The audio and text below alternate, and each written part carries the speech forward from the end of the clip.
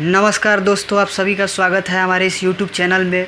आज हम लोग बात करेंगे कि योगी जी ने एक इंटरव्यू के दौरान कहा कि नेपाल को तिब्बत वाली भूल नहीं करनी चाहिए। जो गलती तिब्बत ने किया 1950 के दशक में, वो गलती नेपाल न दोहराए।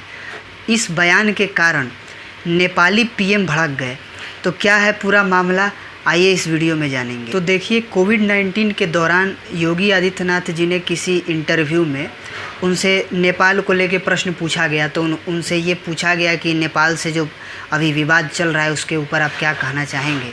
तो उस पर उन्होंने कहा था कि भारत और नेपाल भले ही दो अलग अलग राष्ट्र हैं, लेकिन इसकी आत्मा एक है, क्योंकि हमारे जो सांस्कृतिक और हिस्टोरिकल लिंक्स हैं ये बहुत डीप हैं। इसलिए भले ही हम दो राष्ट्र हैं, लेकिन हमारा आत्मा एक है। और फिर उन्होंने इसी इंटरव्यू के दौरान अपने आगे इस बात को रखा कि नेपाल को तिब्बत वाली गलती नहीं दोहरानी चाहिए। और उनके इस बयान पर नेपाली पीएम भड़क गए और उनका ये बयान आया कि योगी आदित्यनाथ जी ने जो भी कुछ कहा है, सबसे पहले तो उनको ये कहने का कोई हक नहीं है, और दूसरा जो भी वो कह रहे हैं वो सही नहीं है। फिर आगे अपने इसी स्टेटमेंट में वो कहते हैं कि इंडियन लीडरशिप को, योगी आदित्यनाथ जी को ये बात समझानी चाहिए या कहनी चाहिए कि जिस मुद्दे को आप नहीं जानते हैं उस पर आप नहीं बोलें। फिर आगे नेपाली पीएम अपने बयान में ये भी कहते हैं कि ऐसा कोई भी स्टेटमेंट या ऐसा कोई भी कमेंट जो नेपाल को थ्रेटन करता हो तो हम नहीं सहेंगे और हम उसको कंडेम्ड करेंगे। तो जिनको भी ये लगता था कि नेपाल चीन के हाथों नहीं खेल रहा है, उनको ये बात जान लेनी चाहिए कि नेपाली गवर्नमेंट का जो ऑफिशियल बयान आया है उसमें साफ साफ कहा गया है कि Hong Kong is a part of China. और जो भी अभी हांगकांग में प्रोटेस्ट चल रहा है ये चीन का इंटरनल मैटर है, यानी कि उन लोगों ने सीधे सीधे एक अलग लाइन पकड़ लिया है पाकिस्तान की तरफ। नेपाल की तरफ से ये भी बयान आया कि नेपाल में जो लोग जिनको कोरोना वायरस हुआ है उसका 85% हिस्सा जो है, मतलब जो लोग भारत से नेपाल जा रहे हैं उसके कारण ये 85% लोग इन्फेक्टेड हुए हैं कोरोना वायरस से। यानी कि सीधे सीधे एक तरह से वो जो है भारत को एलिगेशन लगा रहा है भारत के ऊपर नेपाल, जबकि चीन पर उसकी एक शब्द उसकी ज़ुबान नहीं खुल रही है। जबकि सबको पता है कि चाइना ने किस तरह से तमाम ऐसे देश हैं जिनको कर्ज के तले दबा रखा है और उनके पोर्ट्स को और उनके संसाधनों पर कब्जा कर रहा है। चाहे आप देख लें अफ्रीका के कंट्रीज़ में, बहुत सारे कंट्री में, वहाँ पे इथोपिया वगैरह में विरोध प्रदर्शन हो रहा है चाइना के अगेंस्ट। बहुत सारे मुल्कों में ये चीज़ हो रहा है। आप इवन देखें पाकिस्तान के बलूचिस्तान में जो लोकल लोग हैं वो भी इसके विरोध कर रहे हैं। और नेपाली गवर्नमेंट जो है ये पूरी तरह से चीन का प्रोपोगेंडा फैलाने में लगा हुआ है, क्योंकि यहाँ पे भी कम्युनिस्ट गवर्नमेंट है और कम्युनिस्टों का किस तरह से वो किसी बाउंड्री को नहीं मानते, ये एक विचारधारा है।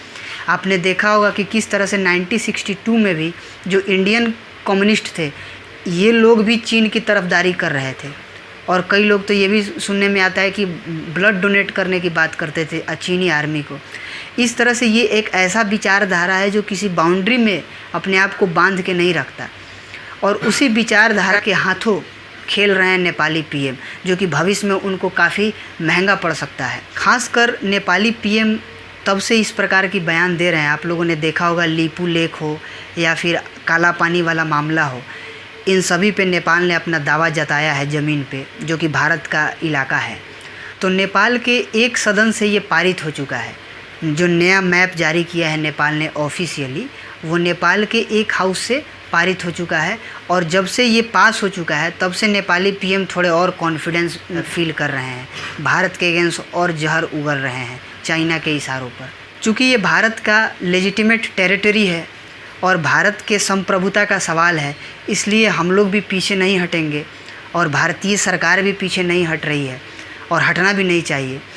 तो हमें क्या हो रहा है नेपाल के मामले में हमें ये भी जानना है, क्योंकि नेपाल हमारा एक बहुत ही अच्छा पड़ोसी राष्ट्र है। हम लोगों की जो संस्कृति है वही नेपाल की भी संस्कृति है।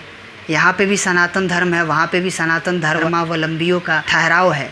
इसलिए हमें उम्मीद करना चाहिए कि भारत और नेपाल का ये जो रिश्ता है वो सुधरेगा और हमें नेपाली लोगों के प्रति कोई भी हेट्रेट नहीं दिखानी चाहिए, क्योंकि वहाँ का जो नेपाली गवर्नमेंट है वही नेपाल के लोगों के सोच से उसका सोच मैच नहीं खा रहा है। नेपाली लोग भारत के पक्ष में है, भारत से सहानुभूति रखते हैं, लेकिन नेपाली गवर्नमेंट जो है ये चाइना के हाथों खेल रही है। तो आज के वीडियो में बस इतना ही। इस वीडियो को ज़्यादा से ज़्यादा आप लाइक करें, चैनल को सब्सक्राइब करें, वीडियो को ज़्यादा से ज़्यादा शेयर करें ताकि ज़्यादातर लोगों तक ये वीडियो पहुँचे। इस वीडियो को आप लोगों ने देखा, इसके लिए बहुत बहुत धन्यवाद।